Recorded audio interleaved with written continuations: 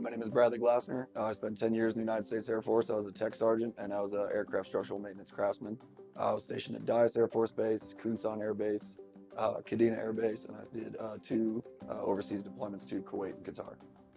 So when I was stationed in Korea, we had a TDY to Alaska, and while we were there, I went to a Play It Again Sports, bought an entire set of goalie gear, and then took it back with us on our plane, and then had it with me in Korea, and then the military shipped it over to Japan for me. You know, the lower enlisted guys, we can't have cars, so a good friend of mine, Lieutenant Colonel Brian Copper, he would drive me and a couple other guys to the neighboring town of Jeonju, and we would all go play hockey with like the local Koreans and the expatriate Canadians. And unfortunately, he passed away in August of 2020. So I keep him with me every time I play. I do have a security forces badge with his name on the back of my helmet. A guy approached me at a men's league game. He was like, "Hey, did you serve?" I was like, "Yeah, I just recently kind of got out, and I'm doing like the reserve thing right now." And he's like, "Do you want to play for an all-military team?" I was like, "Yes." Like there wasn't a second thought. It was like, "Yes."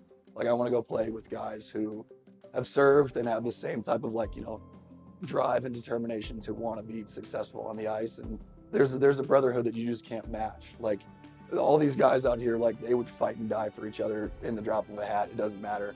They've been through things that normal people can't really imagine.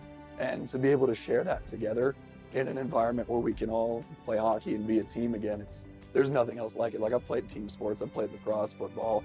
There's no locker room like a hockey locker room. And then you add the military aspect to it, and you get probably the most amazing thing in sports.